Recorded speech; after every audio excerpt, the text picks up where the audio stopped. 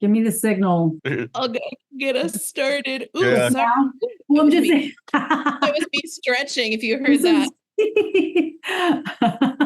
Okay, that stuff is all to be removed. Okay. 3, 2, 1.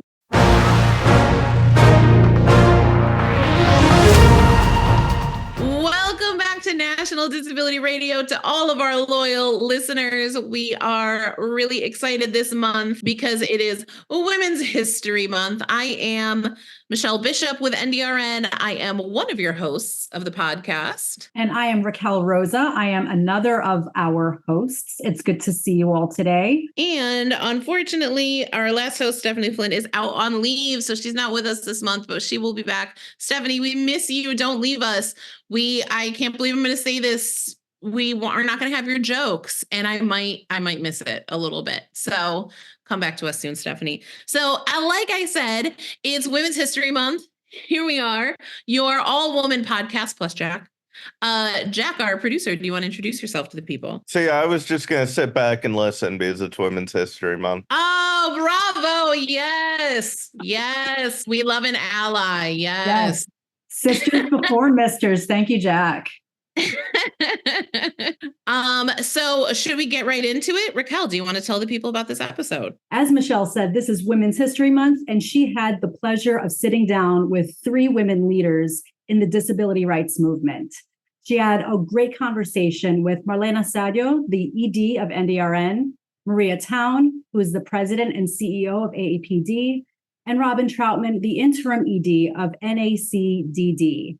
Take it away, Michelle. So this month on National Disability Radio is Women's History Month. Ladies, it is our month, and we have a really exciting conversation for you today. I'm going to be talking with 3 women who are leaders in the disability rights movement about where we're at, where we've come from, and where we're going. So if I could ask you all to take a moment first to just introduce yourselves to our listeners. Marlene, would you like to go first? Sure. Hi, everyone. I'm Marlene Sallo, and I'm the executive director here at NDRN, and I go by the pronouns she, ella. And Maria. Hi, everyone. My name is Maria Town. I'm the president and CEO at the American Association of People with Disabilities, pronouns she, her, and hers. And last but never least, Robin. Thank you, Michelle. Hi, everyone. I'm Robin Troutman, interim executive director at the National Association of Councils on Developmental Disabilities, and I go by she, her pronouns. So to get us started, since we just have such an amazing group of leaders on the podcast today, I was wondering if you could just tell us a little bit about your experiences specifically as a woman in leadership in a civil rights movement, and what it took for you to get here. Just an open question for anyone who has thoughts. Well, being that I'm in my feelings today, this is Marlena.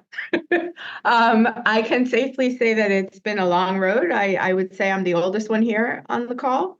And being a woman of color and an immigrant, there's been a lot of doubt along the way from certain people in certain circles as to whether I could rise to the occasion. Obviously, I always have, but the microaggressions that I've encountered throughout my career are real.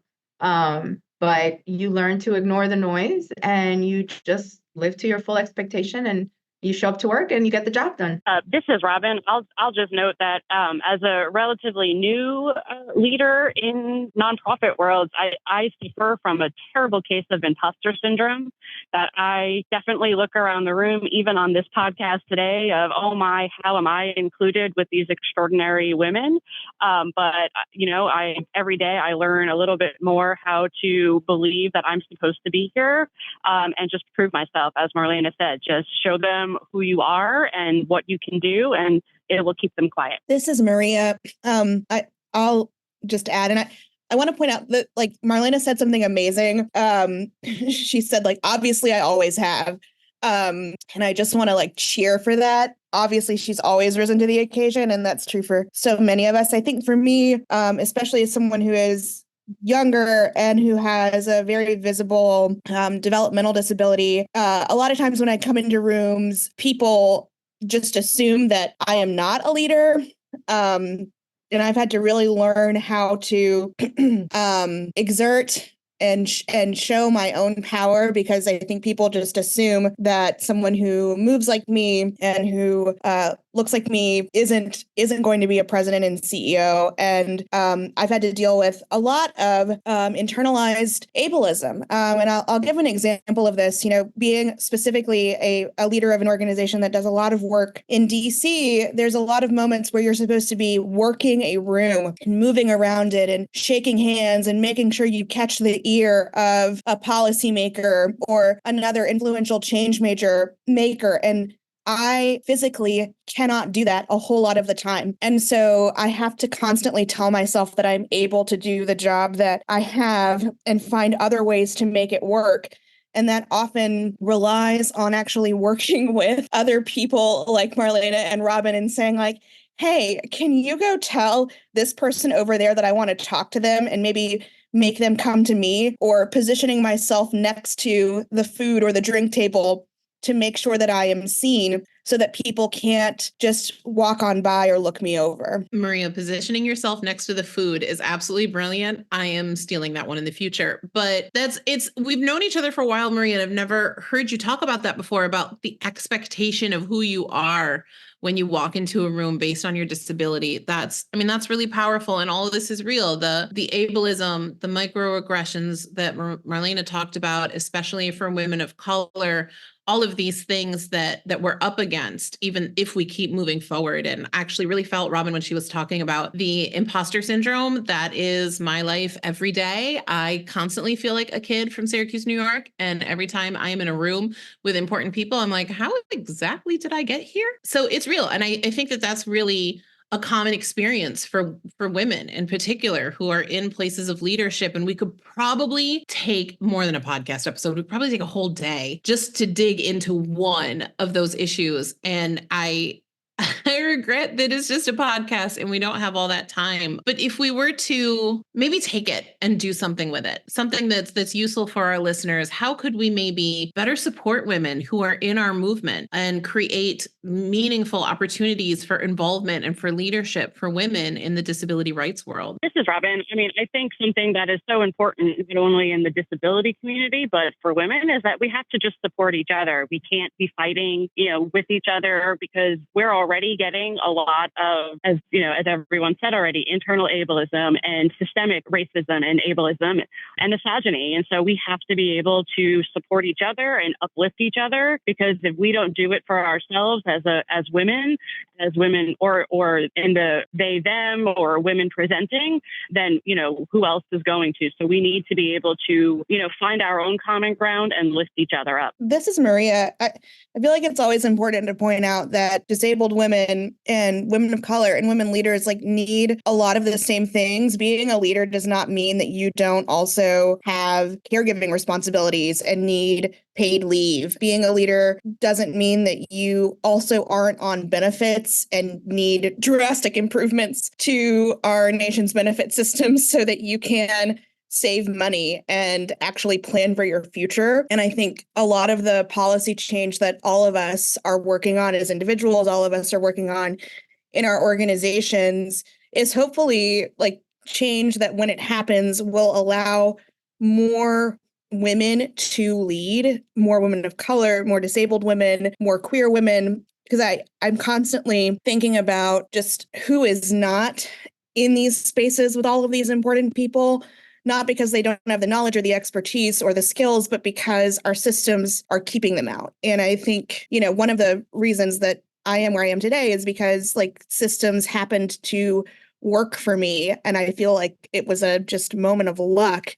And I shouldn't have to feel that way. I should have confidence that systems like inclusive education will work for everyone. And I think we've still got a lot of work to do on that front. I agree with everything that was said. So +1 for both of you. I also think about, my role as a leader, and really, I feel that I have a responsibility to those that come behind me, right? To be a role model, to also bring those along with me, to lift others up, especially young professionals, and help them and try to connect them to folks, especially here in DC, where it is just so difficult, just to make sure that I can serve as a source or a bridge for young professionals is so very important for me, especially, those that don't get the same opportunities that others might. I myself, I went to Title I schools and, we had public assistance. And so I worked really hard, but it was that one person, who held their hand out to provide a reference for something, or who really served as a role model and as a cheerleader for me, which will forever be my 8th grade teacher, Mrs. DiCarlo, that I think of to this day, who gave me that extra oomph to have that self-confidence. And so as women, we need to be able to provide that to each other. I love this story of a teacher. I don't know if you all know, my mom was a teacher. She's also our podcast listener, but my mom was a teacher. So you're going to make me cry.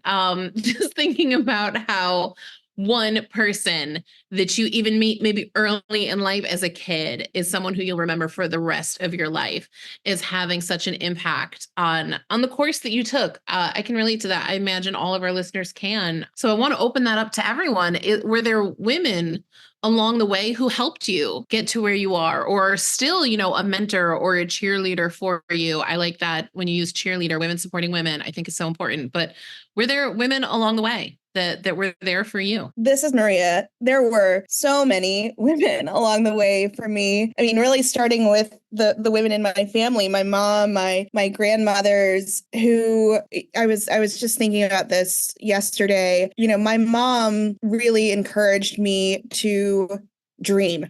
And I'm from South Louisiana, and I thought it was funny that whenever I wanted to learn how to sew, which all of the women in my family did, my mom really did not want to teach me. And I think part of that is because she wanted me to know that I had options beyond kind of being in the home. And my mom is a nurse, but she always really just encouraged me to dream so big and bigger than what I could see in front of me in South Louisiana. And it's interesting because I've met women along the way who helped me kind of refine a sense of what I wanted to be and who I wanted to become, because of course, disability advocacy was not a career path that I ever saw as a child or even a young adult. And as I've continued on my journey, there have just been so many women who have been in the same field as me, or folks who are in a completely different field. And I continue to rely on multiple group chats of other disabled women for support and guidance. And, whenever I need to just yell, I would not be able to get through my day without the support of other women. This is Marlena. So along with Maria, I have to say my abuela has always been my biggest cheerleader and biggest supporter. She always used to say, I brought you to this country so that you could have the freedom to be all that you want to be and all that you can be. And so she too showed me how to sew. She was a seamstress in Cuba. So I give her a thumbs up for that. But she was also the first one to say, when you marry, remember you're not your husband's maid, right? It's equality. Because in the Latino community, there tends to be that machismo going on. But along the way, I would say my colleagues, I've always had a really strong sisterhood with colleagues. We've covered, we protect each other from any negativity. We lift each other up. We amplify each other's voices. I think that's been the best thing of all in my career. Sadly, outside of Mrs. DiCarlo, from a leadership perspective, I've always worked in a very male-dominated arena. But I will say that the managing attorney in my first legal job, till this day, we remain friends because she was so very supportive from day one. This is Robin, and I'll just start by saying I'm very jealous that you even had the opportunity to learn to sew, because I did not, and I'm struggling to put buttons on my children's clothes. So I'm jealous that you all had that. I wish I had the ability to sew. We can teach you, Robin. Thank you. Please. I can't do it. I could barely do a button. It's really, really sad. But I think, similar to what Marlena shared, my grandmother was just a remarkable model of strength. She came to this country after World War II. She's a Holocaust survivor. She was a cancer survivor. She lost most of her family throughout the years. She lived to be, 99. She lost her husband. She lost her oldest daughter, who was my mother, but she always was opening the home, cooking and like feeding and saying that we always had a place with her. And so I'm that way too. People have a place with me.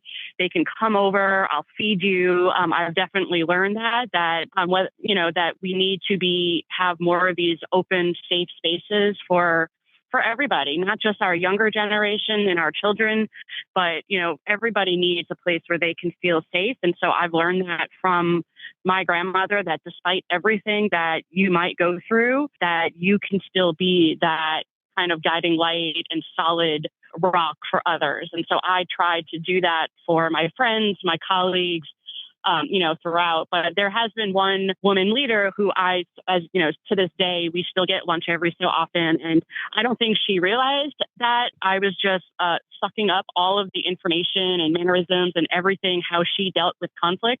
I have kind of by osmosis, gotten from her.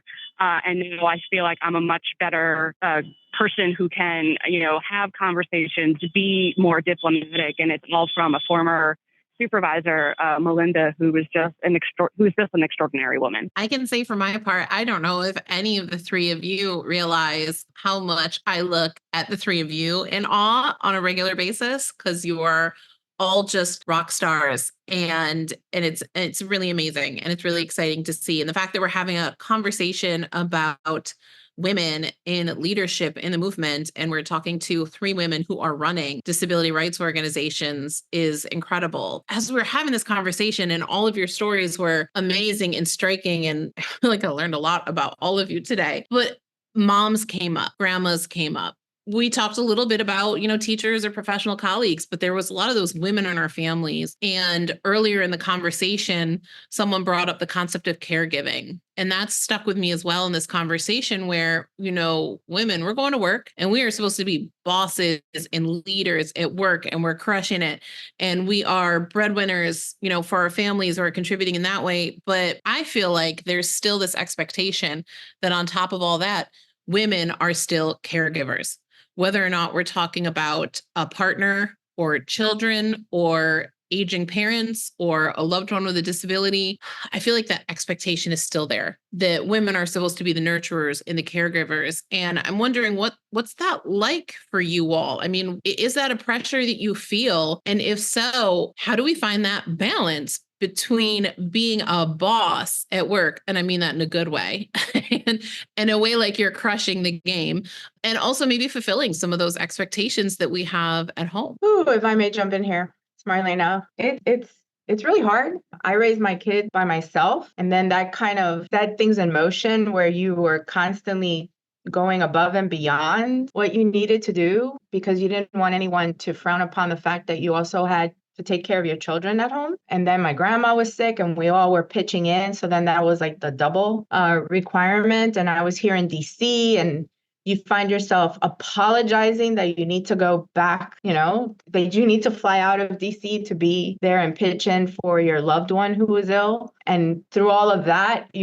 as a woman with a disability who self-identified later on in life, because my disabilities are not apparent, you're trying to keep all of that in check so that folks don't say, not only, does she need extra time, but, she also has a disability that's keeping her out of work because of pain or whatever. And it's a push and pull, and it shouldn't be that way at all, right? Because we're all carrying and we're all taking care of others and carrying our own personal loads. And we should show each other grace 24/7, because regardless of what's going on at home, I'm still going to show up to work and I'm still going to get my job done. It may not be within the time frame that you want, that 9 to 5 time frame, but for all you know, I'm getting up at 5 a.m.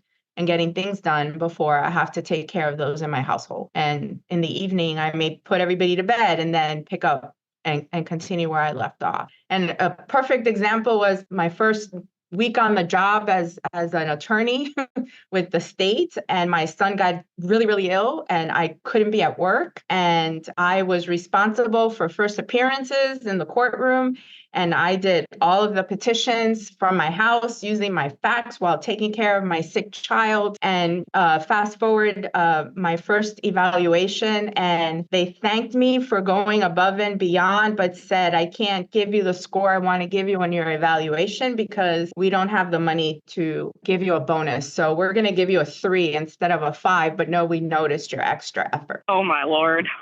Marlene. Oh, This I is got Robin. stories. I'm sorry that happened. Oh, that's not fair. But I will say similar almost is after I had my second child, 6 weeks later, I was carrying him at our annual conference because we did not have the ability to hire temporary staff. So I walked around an annual conference with my newborn 6-week-old baby strapped to my chest. But yeah, no bonus points there either. But as women, we're expected to make it happen. When others aren't. And I have to say, I'm very fortunate that my husband is, very equally, when it comes to cooking and cleaning, like I know that I can count on him. But for things like taking the kids to the doctor and making appointments and knowing when everything is, that does still fall to me in that nurturing aspect. I don't know if it's not that he can't. I think it's just that's my organization style. I'm not quite sure, but yeah, that piece where with my kids, I have a 13-year-old and a 5-year-old. They're at very different stages in their life, but they need their mom, and they need me to work so that they can do the things that they want to do and play sports and use the computer. So it is always that push and pull. Marlene, you mentioned push and pull, and I immediately think of that amazing monologue in the Barbie movie about women. And it's true. Like we can't be everything to everyone all the time, but we also need to be afforded some grace. And sometimes we're just not. Yeah. Shout out to America Ferrera and Marlene and Robin. I just have, it does not have to be this way. It does not. And I think one of the things that I'm trying to do at AAPD is really focus on our organizational policies and culture so that our team, including myself, doesn't have to be in these positions. And it's something that I'm like just constantly working on. And I don't have children, but I do provide a lot of support for my family. And similar to what Marlena mentioned, I live in DC and my family lives in a different state. And so a lot of that caregiving and support is remote. Very recently, my father was very, very sick and I was his primary caregiver. And there was a moment where I was at the hospital with him and he's extremely, he is dying at this point. And so I was trying to be in all of his appointments. But going back to kind of the story I shared at first, because I have, a mobility aid and I have a disability that makes my body spastic,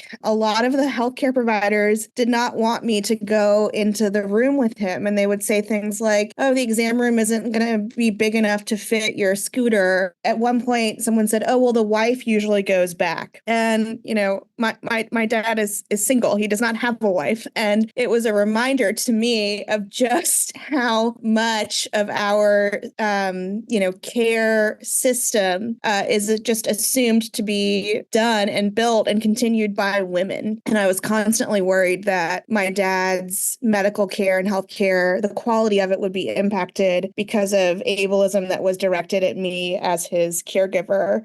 And thankfully, I don't think that happened, but it was just a constant. And I also want to note, especially in the disability community, I provide a lot of care for friends and a lot of friends provide care for me. And it's been tricky. So over the pandemic, I lost my ability to put on my shoes by myself. And it's stunk because I can literally do everything else I need to do. But when it comes time to put on my shoes, I cannot figure out how to make it work. And so I've had friends come over and help me with my shoes, but it's not enough of a need to qualify for something like personal attendant services. And when I travel now to conferences, I have a pair of shoes that I can kind of slip on my feet. And I now have a running list of disability leaders who have helped me fasten my shoes because I'll flag somebody down at a conference and say hey, can you help me?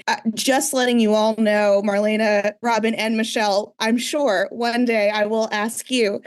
But, I don't think that people would assume that the president and CEO of a civil rights organization often has to rely on the kindness of strangers to help her put on shoes, but that is a very regular occurrence for me every time I travel for work. We got you, Maria. Thank you. Maria, Happy to help anytime. totally. Maria, you've never once judged me when I've been like, I can remember this time you and I were on our way into a meeting at the Department of Justice. It is the longest walk ever back to that conference room. You know the one I'm talking about. And I was limping something fierce that day.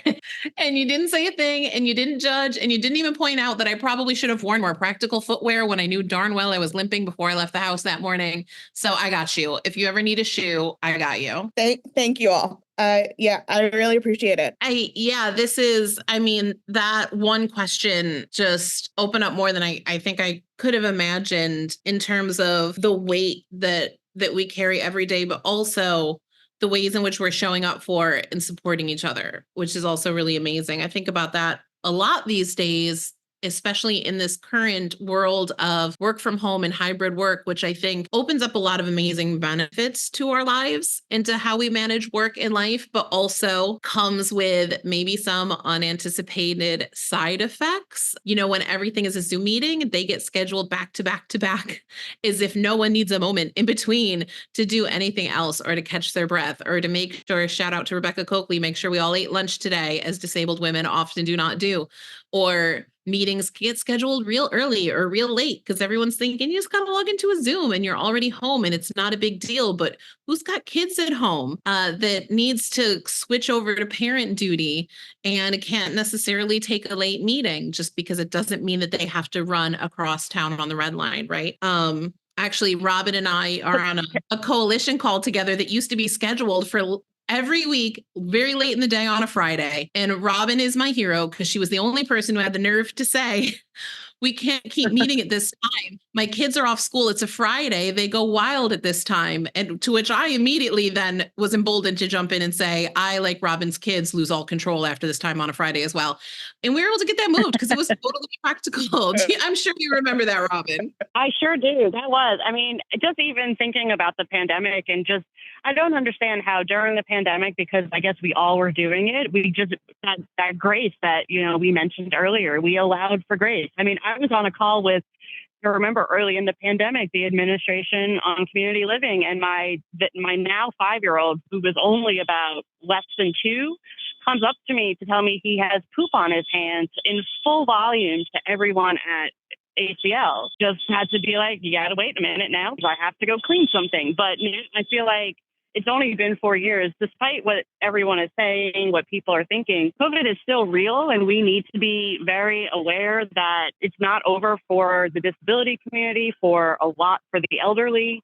So we need to remember that, not just because it works for some, a situation is not going to work for everyone, and we need to be more accessible, more flexible, and just more willing to listen and make changes. Actually, that I think leads nicely to where I sort of wanted to take this conversation to start to wrap us up, which is to say that a lot of our listeners, with the known exception of my mom, if you guys don't know, it's a running joke on the podcast that my mom is our only listener. But most of our listeners are staff at P&As that are in NDRN's network. And we like to have something that they can do about this. If there was one thing they could do right now, or how can they lead from where it is that they sit, even if they're not. We've got a lot of executive directors on the show today, but they may not be in that position of leadership at their organizations. How can they lead from where they sit? What is one thing that they can do right now to support women taking on meaningful leadership roles and coming up in this movement? I would say, this is Marlena, we all start from somewhere. So as you said, from where they're at right now, look to your left, look to your right. If there's anyone that you can support, do so. If anyone is having a rough day, be kind, step up, try to give them a helping hand, and always make sure to, I always want to be surrounded by women that will say my name in a room when I'm not there in a positive manner. I think that is key to showing support to those in your circle, regardless of whether you're a young professional or, your day is from retirement. Right? Or even post-retirement. That's what I want to be surrounded by. That's the kind of group that I want to belong to, right? That's the community I seek. It's like we say each other's name in the room when we're not there, and it's always for the positive, and it's always to lift each other up. This is Maria. With that, this is Robin. I'd like to, oh, sorry. I just wanted sorry, to Maria. shout out Michelle, who's done that at least twice today. Yeah, so on emails today, Michelle has looped in a member of my team that I thought was copied who wasn't. Robin, she's looped in you. Like, just to shout out our host, Michelle is one of those people who I think really embodies that practice, Marlena, and I think that's such a good way to be. And I also want to shout out the AAPD team who constantly like push me in, again, our organizational culture. And I think if you have a way, even if it's with your supervisor or another colleague, of saying like, hey, I really need meetings to start at 9:30 because it's tough for me to be super alert for 8:30 or 9 a.m. or I have to do kid drop off in the morning. Can our meeting start a little later? Like, even conversations like that amongst colleagues can build towards larger changes in your organization and help you build up a cadre of like a coalition of the willing, like folks who you share values with, who will have your back when you want to kind of take it up to the next level or, challenge others in positions of power who might be helping to maintain these systems that are built, with misogyny embedded in them. So, Robin, I'll pass it to you. No, thank you, Maria. I actually was going to say the same thing as a thank you to Michelle, just because, just like you said, she looked around and she was like, wait, there's some women missing in this email thread. And so thank you, Michelle, for making sure that the people who needed to be represented are represented. But just like my, colleagues are saying on this call, we have to practice what we preach. We are always being looked at, especially as women, but as women leaders with disabilities. I too have non-apparent disabilities. I don't necessarily, promote myself as that, but I do. But so we're always being scrutinized. So we need to be in public, supporting each other, being, finding, who's missing, who needs to be part of the conversation. And I'd also really put in a plug for mentorship. You never know who sees you as a mentor, but there are so many young people there, and not even young in terms of age, but young to our network and young to advocacy. So, take them under your wing, and just, even if it's just like a brief coffee conversation, or tea if you don't drink coffee, or water if you don't drink tea, it's like going, taking a few minutes to make somebody feel welcomed and that they are vital to the conversation goes a long way as well to uplifting and supporting. Okay, this is an audio podcast, so none of you can see me, but I am cheesing right now. Thank you. Y'all made me feel so good.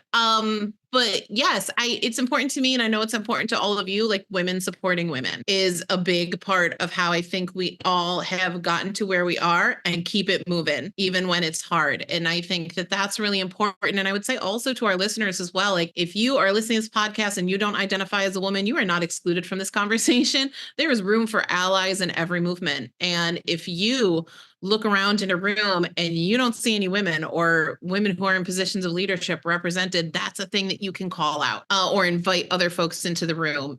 There are different points in my career, and I bet it's happened to you all as well, where I am sitting in a meeting and a male colleague is asked a question about something that I was working on, or given credit for a project that a woman colleague of mine had actually been working on. And I think anyone in that room can see that, be conscious of it, and call it out and take steps to correct it, right? Anyone can do that and can support women who are coming up in the movement. And I think that's really important. There are small things. Marlena started off the conversation today talking about microaggressions. And I think there are small things that we can all do to see those, to be conscious of them and to see them and to acknowledge that they're there, and to do something about those in the spaces that we're in from the chair in which we sit. So hopefully that inspires some of you. I think we had this amazing inspirational conversation today about so many things and what each of you are up against, but also where you find strength and support and how you're getting it done. And I think that's incredible. I think that's the message of March, is that women rock. At least that's what I take from it.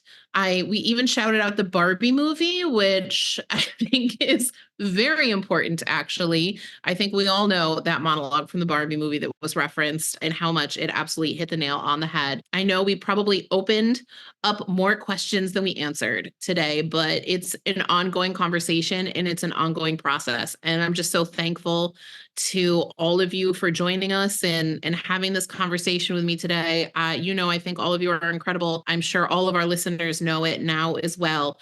But thank you for taking time out of your really busy schedules of juggling all of the things and having this conversation with us. I really appreciate it. Well, thank you, Michelle, for hosting a really lively and empowering conversation. As women, we obviously look up to others who are leading this work. And I think we're seeing a legacy being formed before us. So thank you for facilitating that conversation. And I'm sure, I don't want to put words in your mouth, but I'm sure it was a really special experience for you. It was awesome sitting down with those three. I didn't know how deep the conversation was going to get, but they brought the realness, which I know all three of them. So in retrospect, I should have known they were going to bring the realness. It was so cool to have that conversation. And what you're saying now is making me think of this conversation I had with a colleague of mine years ago, where we were talking about how when you look at a civil rights movement, there's so many women in the work. There's so many of us that work for these organizations. And we were like, 10 years from now, we look around and none of us are in leadership positions and none of us are executive directors and CEOs, then we know there's a problem. So the fact that it was so easy for us to identify three powerful women who are at the heads of their organizations that are major disability rights organizations to have this conversation, that to me, I just felt really encouraged. So that was so exciting as a way to mark Women's History Month. I love it. And I'm sure that young Michelle at the beginning of her career is very proud of you. I know that young Raquel is very proud of us. So, Absolutely. Yay. Raquel started from the bottom. Now we're here. So yes. Yes. That might have to suffice as the joke for this month. That might be as good as it gets. I'm realizing now how hard it is to have a joke prepared every month. I don't think I can pick on Stephanie for this anymore. Stephanie, you are missed, and we will see you very soon. All right, everyone, we hope you enjoyed that episode. As always, you can reach us at podcast@ndrn.org, especially if you have ideas for future topics that you want to hear covered on the podcast. If there's something that you want us to talk about, guests you want us to have, we would love to hear it. You get to talk now, Jack. You don't have to just listen. Do you want to let the people know where they can find us on social media? Thanks, Michelle. And you can follow us at NDRN Advocates on Twitter and Instagram, on Facebook and LinkedIn at the National Disability Rights Network. And you can follow us on TikTok, even though we will never post there. Until next time, folks.